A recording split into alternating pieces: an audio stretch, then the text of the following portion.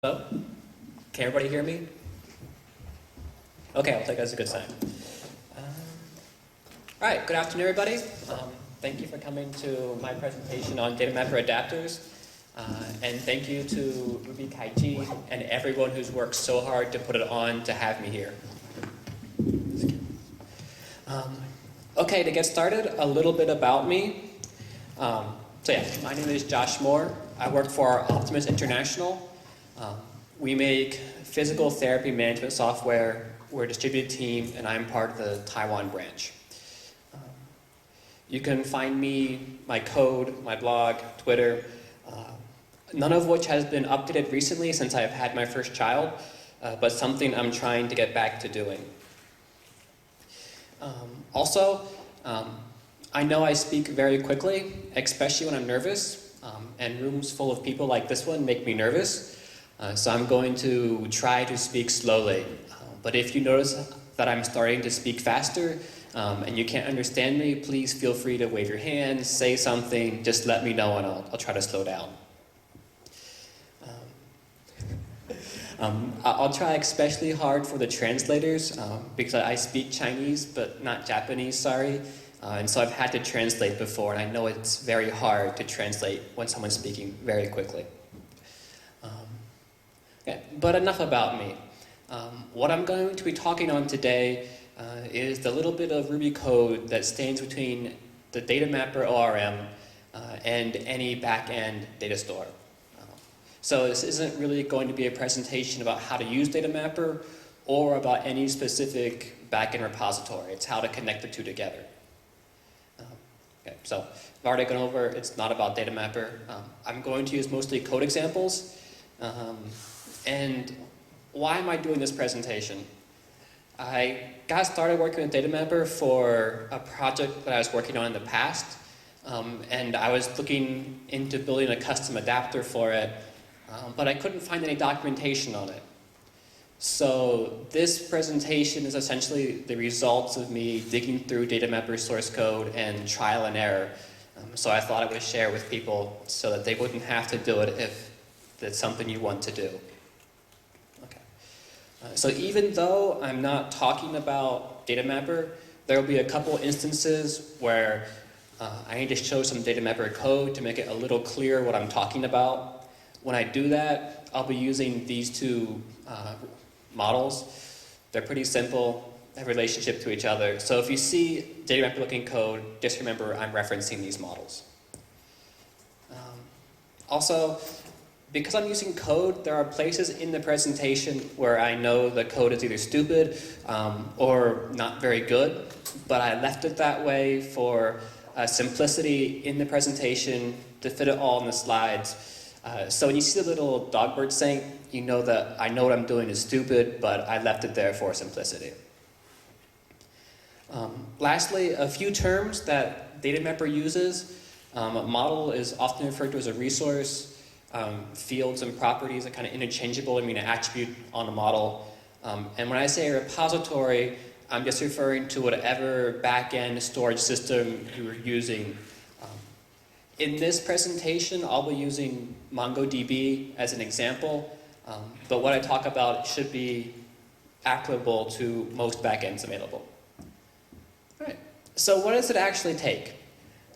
To connect DataMapper to any resource or repository, you need to do 5 things. You need to be able to connect to it and do any initialization work that has to be done. You need to be able to persist new records, search your records, delete your records, and update the records. And if you can do these 5 things, you get all the functionality of DataMapper. The last little bit of preamble is this is the boilerplate code that DataMapper requires to load your adapter properly. I stole Nike, just do it. So just do it and you'll be happy, DataMapper will be happy. So let's jump into creating the adapter. The initialization is done in the initialization method, obviously. And it passes in the same attributes that DataMapper gets when you tell DataMapper to connect to the repository. So you get a symbol, which is the name, which is kind of DataMapper specific. You can usually ignore it. and you get a hash of options. The first thing you want to do is call super so that DataMapper can initialize some internal stuff. Then connect to your database. In this case, we're connecting to Mongo. The only thing that's really of note here is that it's often a convention to provide raw access to your datamap to your driver through this adapter method. So that's how the DM core team builds their adapters. So if you call adapter, you'll actually get the raw driver. So it's good to keep that available. This next deal, the field naming conventions, is completely optional.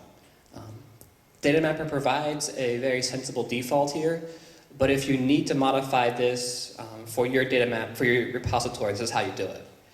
And what this does is it translates the property name, so the name that your attribute is within DataMapper, into the name that you want to use in your data store. So in this case, I'm just concatenating this model name with the property name and returning that. And this can be anything that responds to the call method and takes one parameter. It'll get in a DataMapper property, subclass of some kind, and just return a string, or whatever the native type for your data store is. The resource naming convention, is exactly the same thing as a field naming convention, just for the resource to convert the class name into whatever name you want for your backend repository. And once again, these both are optional. And once this is completed, you're ready to go. So we'll start with adding a new record. When DataMapper wants to persist a new record, it'll call the create method and pass in an array of resources, which all I do is iterate over them, and we'll take a look at some of the DataMapper specific parts.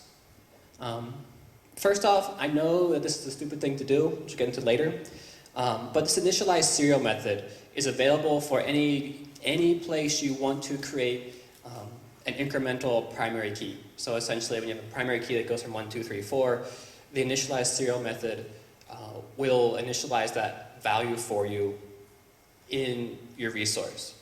It's stupid here because Mongo doesn't use these type of keys, so I just included it as an example of that it's available. This next method, though, is important, that you'll use everywhere. Attributes as fields. Its primary responsibility is to marshal your data. So a resource is unmarshaled. So to store it in your database, you'll want to marshal it. And what it expects is a hash that's here, essentially. It'll take a hash with the key as the DataMapper property class instance. And the value is its unmarshaled value, so the value you use in Ruby. And it outputs a hash where the key has been translated with the field naming convention into your data store key, as well as marshaling the data. In this case, it's a string, the value is a string, so there's obviously no marshaling to happen. Also, you can convert any resource into this hash just by calling resource attributes and passing in the property symbol. And it's important to pass in the property symbol because if you don't, it'll return a different hash. That's incompatible with this. And then I just store it into Mongo, which is fairly Mongo specific. And then the last thing that happens is DataMapper expects you to return the number of resources you persisted. However, if you don't, it doesn't care. And it will assume that you've persisted this resource no matter what happens, no matter what you return, unless you raise an exception. I've actually tried this where this method's been completely empty and I've persisted a resource and DataMapper has told me it's persisted. So if something goes wrong, you have to raise an exception here. All right, searching. This is probably the most complicated part of writing the adapter. Obviously not this part. The API is very simple. It calls the read method, it passes in an instance of DataMapper query. and it expects to get an array back of marshaled hashes. Oh, sorry, unmarshaled hashes. The problem is you have to parse the query into your repository's native query language. And I'm kind of black boxing this right now into this magical parse query conditions, which we'll look at in a second. Okay. But before we look at that, we kind of need to understand the structure of a DataMapper query. So a DataMapper query has conditions. And a condition returns an operation such as not, and, or, so kind of logical operations. And an operation is a set or operands, the most common of which are conditions, and that would be equal to, less than, greater than. And then a condition can have a subject which is either a field, a property value, or an association. And we'll get into why that's important later. You can also have this array, and the array comes from this syntax, which I'm sure we're all familiar with if you've ever coded in Rails. But it's how you pass in a sorry. It's how you pass in a custom SQL fragment. And so if you're in an SQL adapter, obviously this is an array. But it's not for a Mongo adapter, because the native structure isn't a string, it isn't an array, it's actually a hash. So I were to pass in conditions with a hash, I'll get a hash here. So the important thing is this last type here is going to be anything that the user passes in with the key of conditions. So your adapter is expected to take care of that. And so it's kind of up to you what that will be based on what you're writing the adapter for. And lastly, you can have another operation. So you can have a nested query structure here of several operations, each operation several conditions, all of which have to be parsed. Okay. So for parsing, I'm just taking the DataMapper query and I'm going to return the Mongo conditions. And I know this is a stupid way to do it, but it was clear for the slides. So all I'm doing is I'm taking the operations from the top level, looking at each one, and then based on the condition type, I determine how I'm going to parse that. So for example, the greater than comparison. In order to parse that into my native query language, I first need to get the property name. So I can call the field name on the subject, it gives me the property name that's stored in my repository. Then the value on the condition is the marshaled value that I'm expected to search for. So there's no marshalling, all the marshalling is done for you already. And then I just repeat that for all the condition types. And that will parse my query into this hash. I return the hash, and I can search for that in Mongo. This, though, is a problem. Who here has actually ever used DataMapper? Can you show of hands? Okay, so a couple people. For those of you who haven't, what this syntax is doing is saying, give me all the post objects that have a related comment with a body of high 2. So in SQL, this would be saying execute a join. Unfortunately, DataMapper is backend agnostic. So there's no guarantee that whatever backend it's currently using has the ability to execute any type of join. So what it does is it executes two separate queries. The first query will be executed on the comments, and they'll say, give me all the comments that have a body of high 2. And then it returns those comments to the post query and says, okay, you determine which posts are related to these comments and return those to the user.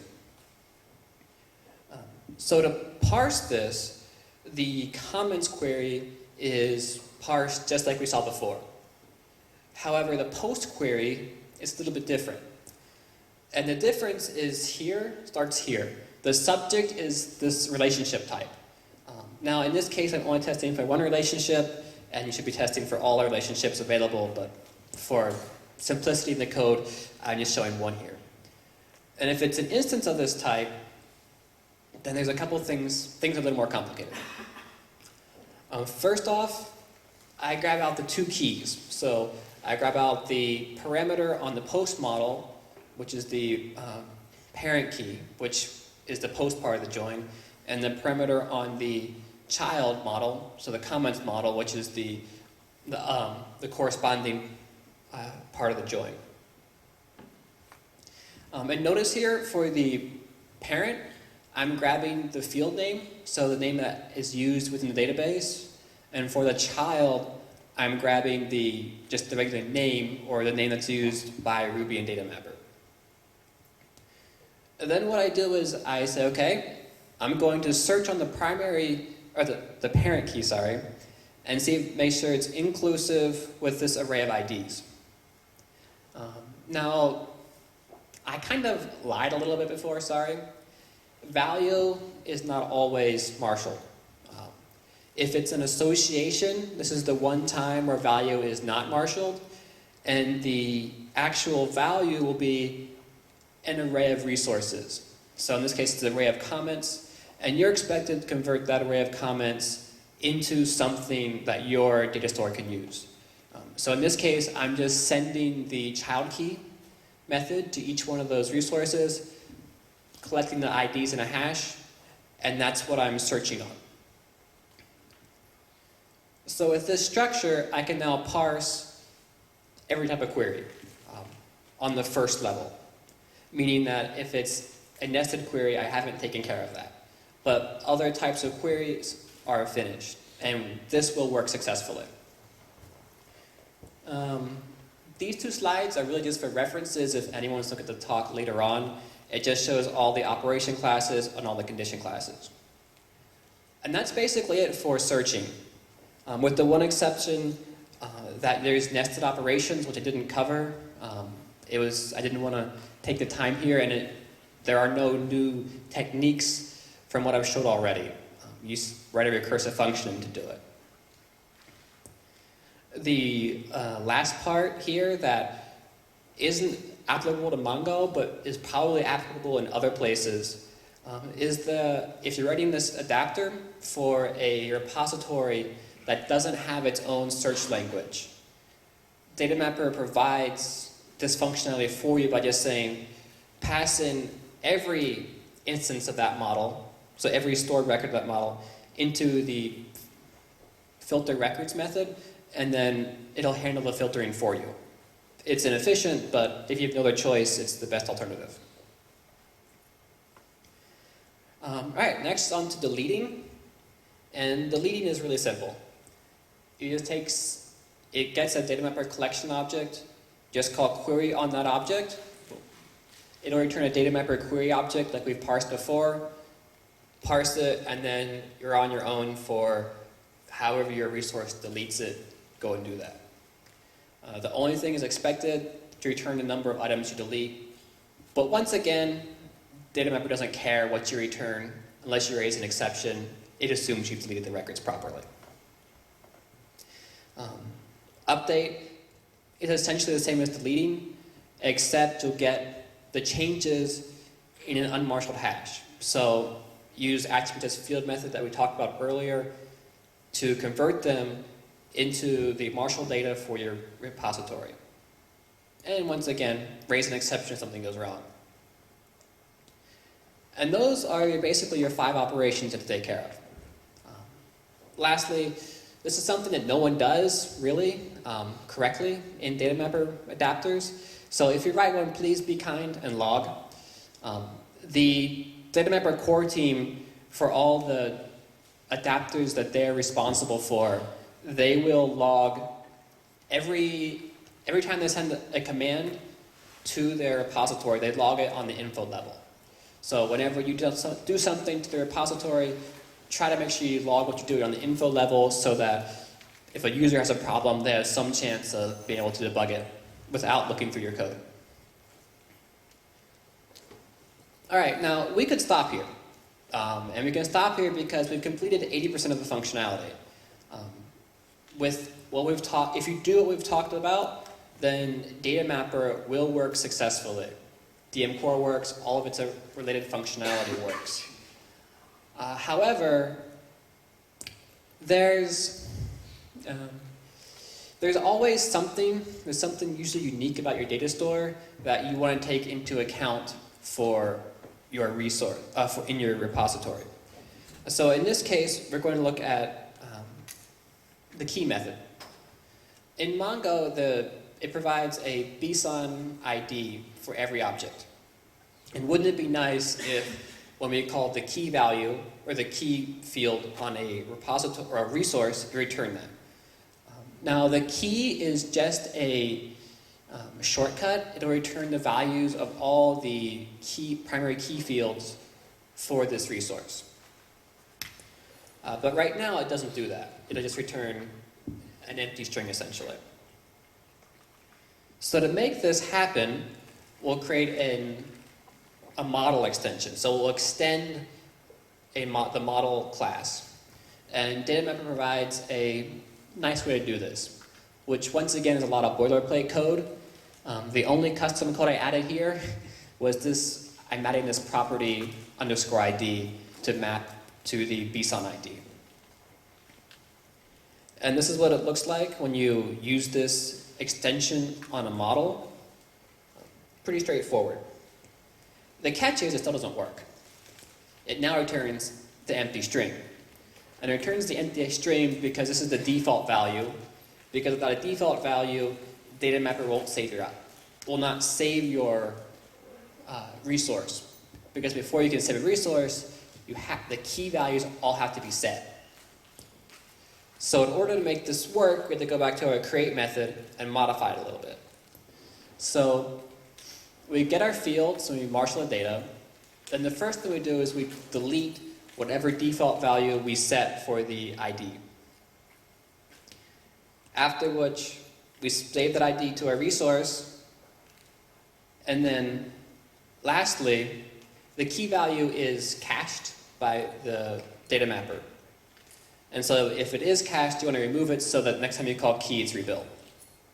And then it'll work properly. You call the key value, you get the BSON ID back all the time. And that's really all there is. It's a really simple, straightforward process.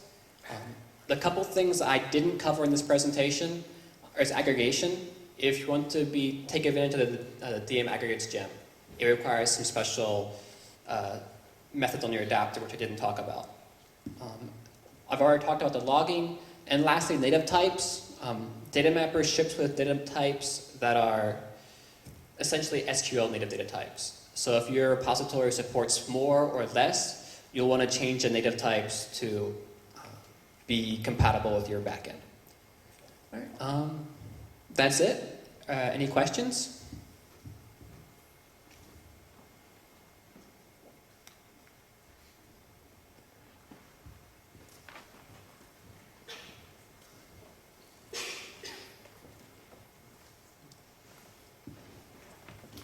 Okay.